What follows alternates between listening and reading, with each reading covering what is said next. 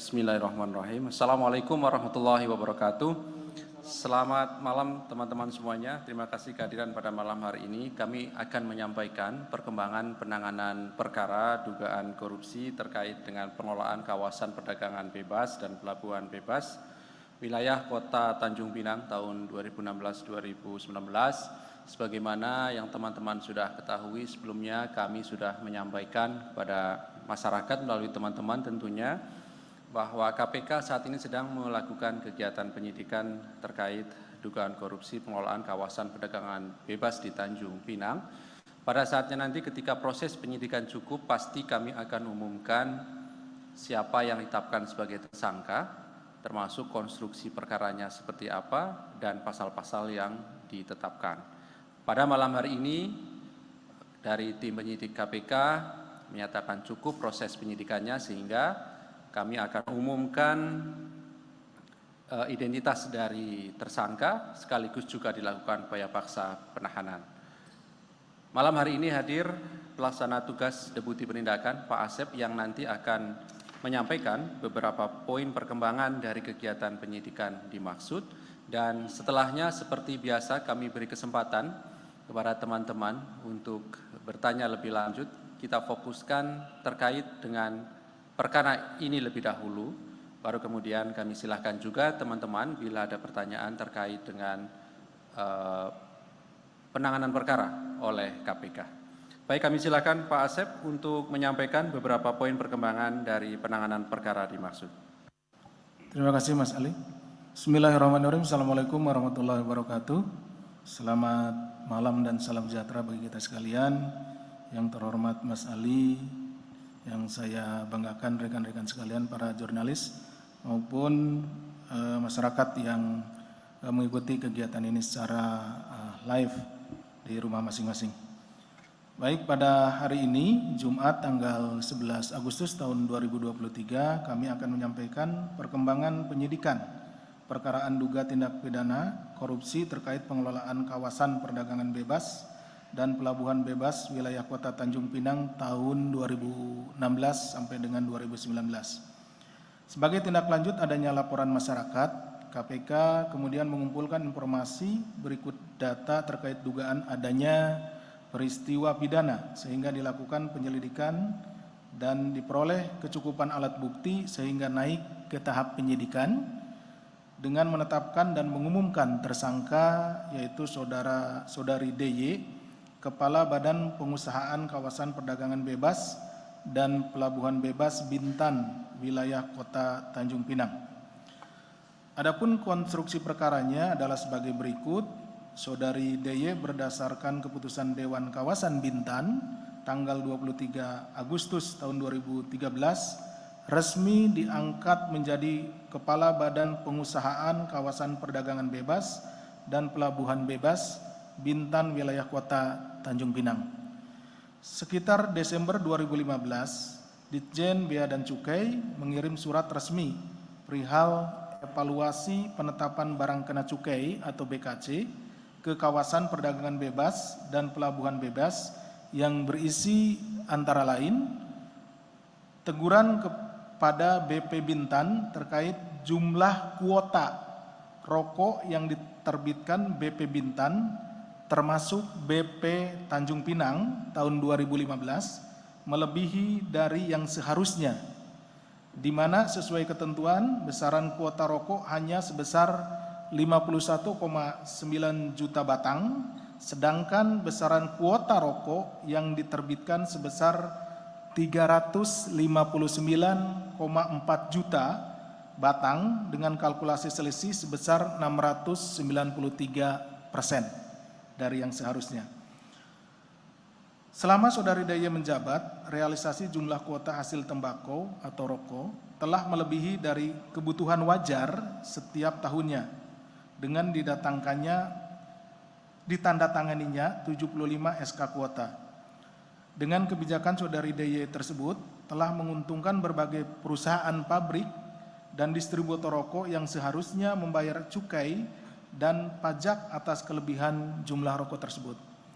Untuk pemenuhan kuota rokok di wilayah Kota Tanjung Pinang, saudari DY sama sekali tidak melakukan perhitungan dan penentuan kuota rokok sebagaimana pertimbangan jumlah kebutuhan secara wajar, akan tetapi secara sepihak membuat mekanisme penentuan kuota rokok dengan menggunakan data yang sifatnya asumsi, diantaranya data perokok aktif, kunjungan wisatawan, dan jumlah kerusakan barang.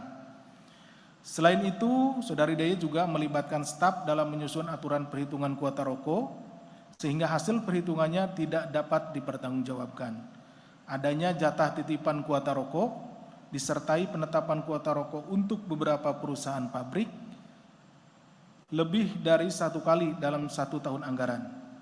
Perbuatan tersangka melanggar ketentuan diantaranya adalah Undang-Undang Nomor 17 Tahun 2003 tentang Keuangan Negara, Undang-Undang Nomor 1 Tahun 2004 tentang Perbendaharaan Negara, Pasal 105 Ayat 2C Peraturan Menteri Keuangan Nomor 120 PMK 04 2017 tentang tata laksana pemasukan dan pengeluaran barang ke dan dari kawasan yang telah ditetapkan sebagai kawasan perdagangan bebas dan pelabuhan bebas dan pembebasan cukai.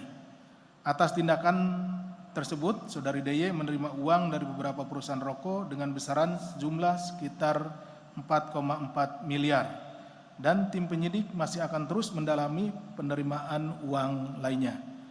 Akibat perbuatan tersangka tersebut diduga mengakibatkan kerugian keuangan negara sejumlah sekitar 296,2 miliar.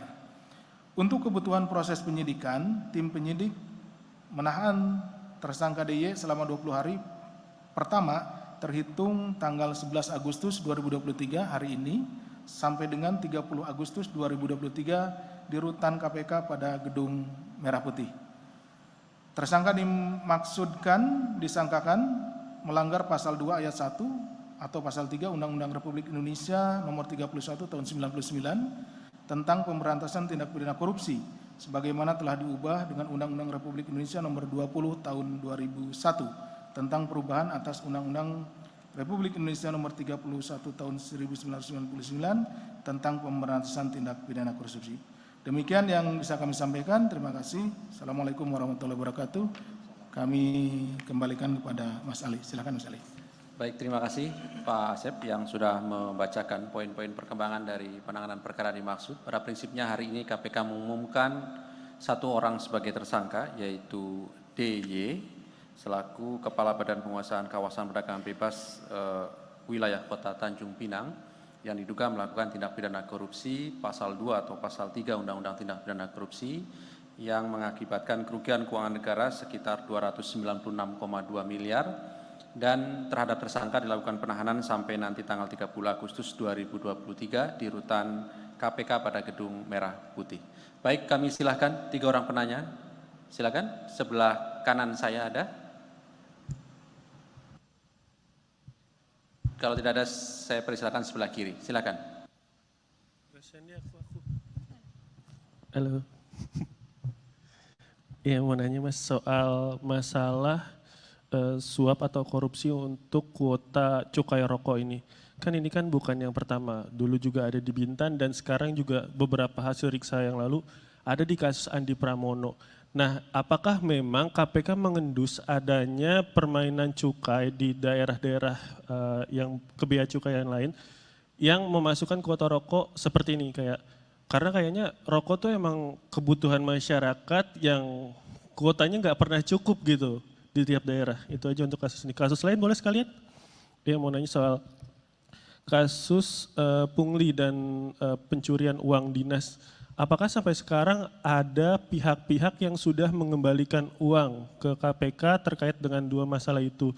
Terus apakah ada desakan dari KPK kepada pihak-pihak yang terlibat untuk mengembalikan uangnya? Atau mau langsung diusut aja dibalikin pas kasusnya udah penyidikan gitu?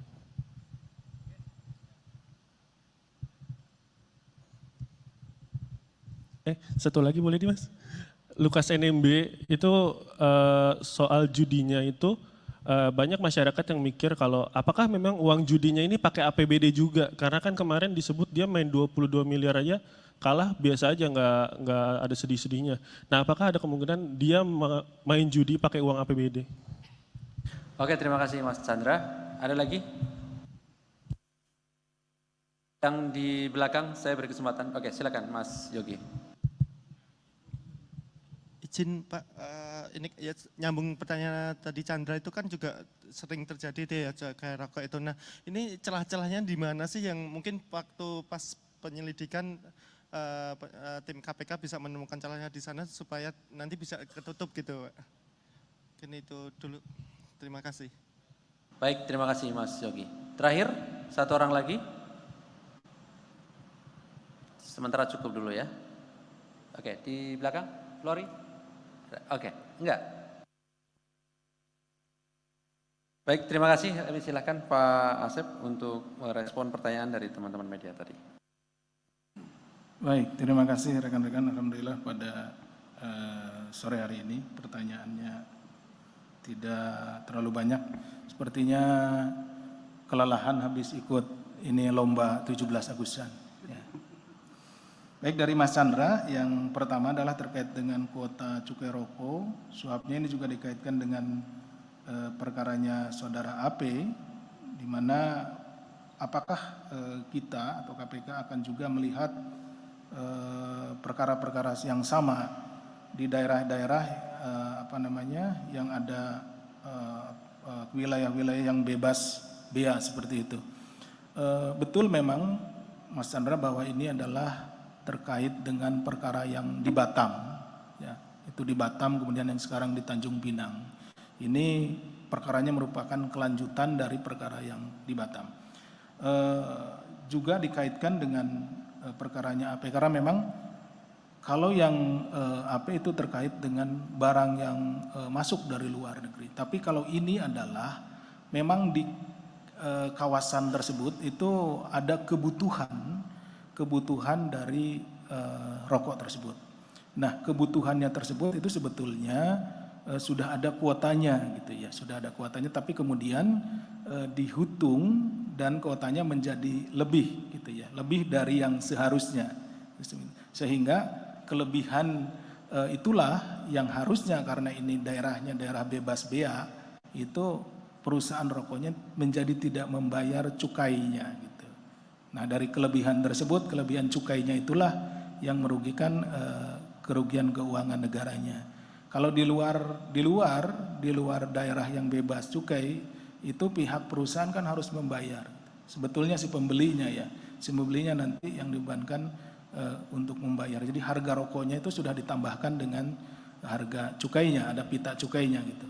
Nah, tetapi kalau di dalam daerah yang bebas ini itu belum ada cukainya gitu. Dari situlah timbul kerugian keuangan negaranya gitu. Nah, tentunya melebihkan kuota, menambah kuota menjadi lebih dari yang seharusnya, disitulah titik permasalahannya atau tindak pidana korupsinya. Jadi celah-celahnya apa? Tadi juga sekaligus menjawab dari Mas Yogi, ya celah-celahnya seperti itu gitu. Sudah ditentukan kuotanya, kemudian diadakan perhitungan yang tidak tepat gitu ya.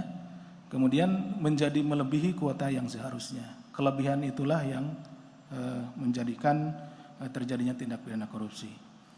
Kemudian terkait dengan perkara yang terjadi di KPK, yaitu pungli di rutan maupun juga terkait dengan perjalanan dinas, sampai saat ini juga sudah pada tahap penyelidikan kedua-duanya dan sudah mendekati akhir dari penyelidikan. Mungkin beberapa minggu ke depan akan kami umumkan kepada rekan-rekan sekalian hasilnya. Itu mohon bersabar. Kemudian terkait dengan Pak Lukas NMB terkait dengan judinya, apakah memakai APBD atau tidak, ya itu yang sedang kita dalami. Itu sedang kita dalami apakah uang yang digunakan untuk berjudi itu apakah dari APBD atau tidak. Tapi kalau berjudinya itu memang saya kira juga sudah dikonfirmasi oleh beberapa pihak dan sudah juga ditayangkan oleh rekan-rekan bahwa itu memang benar terjadi. Nah, terkait dengan uangnya dan lain-lainnya yang sedang kita dalami. Itu mungkin Mas Ali yang bisa kami sampaikan. Terima kasih. Siap. Terima kasih Pak Asep. Ada lagi sebelum ditutup? Cukup ya? Oke. Baik, kalau begitu terima kasih atas respon dan tanggapannya Pak Asep dan juga teman-teman semuanya yang hadir pada malam hari ini. Kami akhiri. Assalamualaikum warahmatullahi wabarakatuh.